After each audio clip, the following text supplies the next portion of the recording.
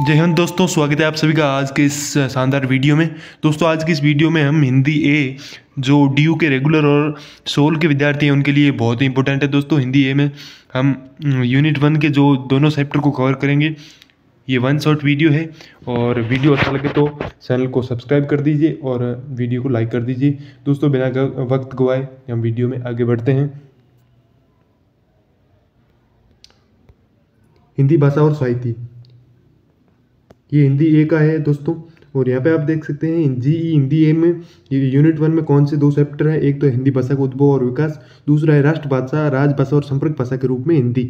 ये दो मतलब टॉपिक है यूनिट 1 के अंदर। तो अब बात करते हैं टॉपिक नंबर 1 की। तो दोस्तों हमारा देश भारत है वो बहुत ही विविधताओं में एकता वाला देश है। यहाँ पर क्या है, दो प्रकार की भाषाएं पाई जाती थी। एक तो आर्य भाषा परिवार और एक द्रविड़ भाषा परिवार। आर्य भाषा मतलब उत्तर भारत की जो भाषाएं होती है उनको आर्य भाषाएं कहा जाता है। और दोस्तों संस्कृत इनमें सबसे पुरानी है। संस्कृत को सभी भाषाओं की जननी कहा जाता है। हिंदी संस्कृत की उत्तराधिकारी है।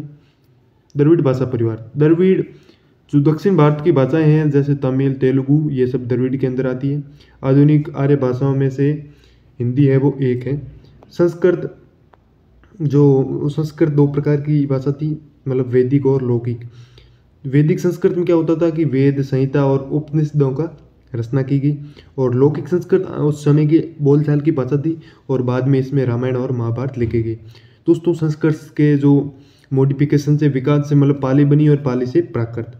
तो इनकी जो प्रक्रिया है इसको हम अब समझने वाले हैं कि कैसे संस्कृत से पाली और पाली से प्राकृत बन गई।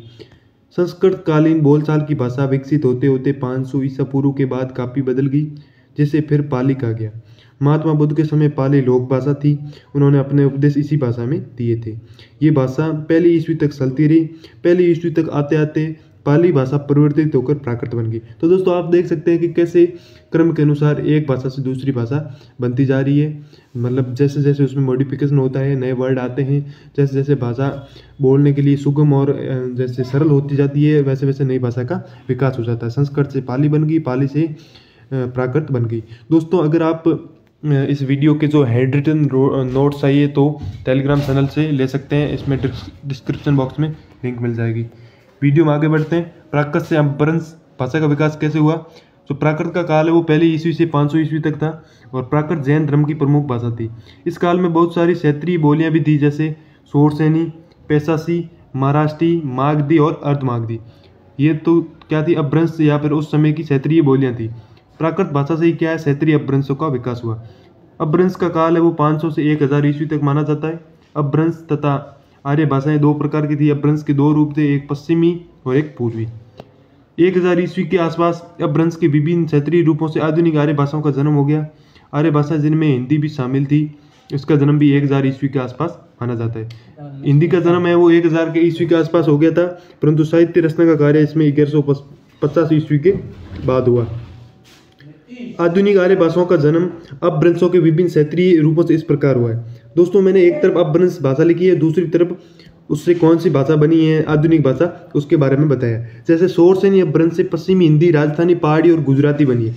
पैशासी से लैदा और पंजाबी, ब्राह्मण से सिंधी, महाराष्ट्री से मराठी, मागधी से बिहारी, बंगला, उड़िया और असमिया और अर्धमागधी से पूर्वी हिंदी। तो ये दोस्तों थे अपभ्रंश और इनसे बनी थी आधुनिक आर्य भाषाएं। तो इससे स्पष्ट होता है कि हिंदी भाषा का उद्भव अपभ्रंश के अर्धमागधी, शोरसेनी और मागधी रूपों से हुआ। पहले संस्कृत जो सबसे पुरानी भाषा थी, सभी भाषाओं की जननी थी, उससे धीरे धीरे मॉडिफिकेशन विकास होने से पाली बन गई, पाली से प्राकृत, प्राकृत से अपभ्रंश और अपभ्रंश से वर्तमान हिंदी भाषा बन गई। दोस्तों वीडियो में आगे बढ़ते हैं। अगली स्लाइड में क्या है, आधुनिक आर्य भाषा दी हुई है, ये कौन से अपभ्रंश से इसका विकास हुआ है और इसकी लिपि कौन सी है, इनके बारे में हम देखेंगे। और ये वर्तमान में कहाँ कहाँ बोली जाती है। जैसे सिंधी का अपभ्रंश क्या है, ये ब्राह्मण से बनी है और इसकी लिपि है गुरुमुखी या फिर देवनागरी लिपि। ये सिंध क्षेत्र में बोली जाती थी। लहंदी निकली है पैशासी से और इसकी जो लिपि है वो लंडा और फारसी है और इसका क्षेत्र है वो पाकिस्तान का पूर्वी पश्चिम उत्तर प्रदेश। फिर आती है पंजाबी किस अपभ्रंश से निकली है, पैशासी से, और इसकी भी लिपि लंडा है और ये मध्य पंजाब में बोली जाती थी। इसके बाद आती है पहाड़ी किस अपभ्रंश से निकली है, शोरसेनी से, और लिपि देवनागरी। और किस क्षेत्र में, पहाड़ी है मतलब पहाड़ी क्षेत्रों में, जैसे जम्मू हो गया और इधर का हिमाचल प्रदेश, ये सब। उसके बाद आता है गुजराती गुजराती की किस अपभ्रंश से बनी? सोरसेनी से। और इसकी लिपि कौन सी? पुरानी नागरी। और गुजरात काठियावाड़ जो क्षेत्र है कच्छ है, इसमें ये बोली या भाषा बोली जाती है। फिर पश्चिमी हिंदी आएगी। पश्चिमी हिंदी सोरसेनी से निकली है और इसकी लिपि देवनागरी। पूर्वी हिंदी अर्धमागधी से और इसकी भी लिपि देवनागरी। राजस्थानी जो हमारा राजस्थान बोली जाती है ये सोरसेनी से निकली है और इसकी लिपि है वो देवनागरी है। देवनागरी लिपि में क्या होता है दोस्तों, इसमें जो वाक्य रचना है फिर या फिर उसमें जो भी रचना होती है वो बाएं से दाएं की ओर होती है और ये राजस्थान में बोली जाती है। और इसके बाद बिहारी आएगी। बिहारी जो अपभ्रंश के मागधी रूप से बनी है, इसकी भी लिपि देवनागरी है। ये बिहार और उत्तर प्रदेश के पूर्वी हिस्सों में बोली जाती है। फिर बंगाली, बंगाली मागधी से निकली है और बंगाल और बांग्लादेश में बोली जाती है। उड़िया, उड़िया पुरानी नागरी है, इसकी मतलब अपभ्रंश से निकली है और इस पर द्रविड़ प्रभाव भी है और ये उड़ीसा में बोली जाती है। असमी है वो मागधी से निकली है और असम में बोली जाती है।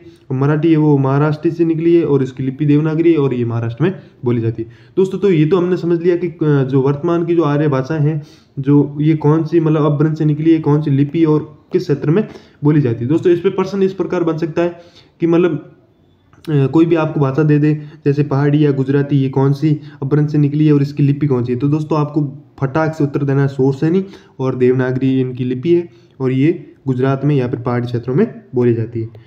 फिर अब हम यूनिट 2 जो फर्स्ट के चैप्टर दूसरा है राष्ट्रभाषा, राजभाषा और संपर्क भाषा के रूप में हिंदी। तो राष्ट्रभाषा क्या होती है? सिंपल बात है, राष्ट्र की भाषा जो पूरे राष्ट्र में लिखी और बोली जा सके वो राष्ट्रभाषा होती है। हिंदी भी एक राष्ट्रभाषा है।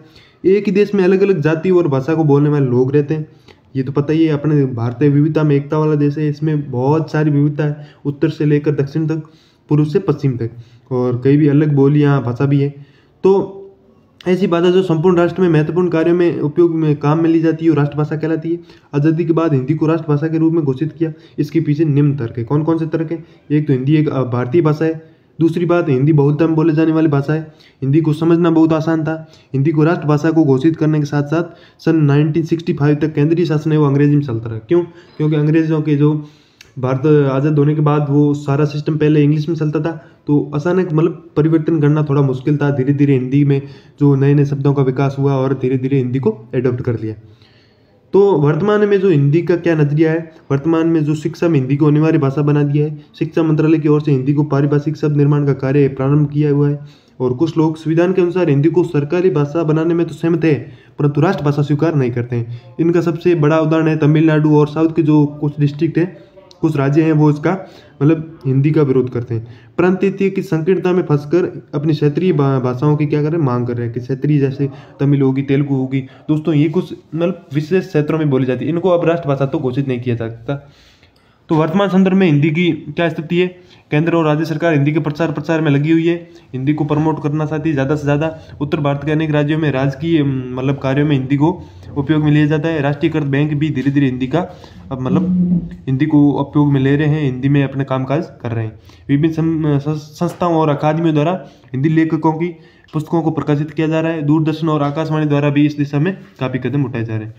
तो दोस्तों लास्ट टॉपिक बचा है अपने इस आज के इस वन शॉट वीडियो का, मतलब जो पहली यूनिट के दोनों चैप्टर हमने एक वीडियो में कवर कर लिए। दोस्तों इससे बार मतलब मुझे नहीं लगता कुछ आएगा।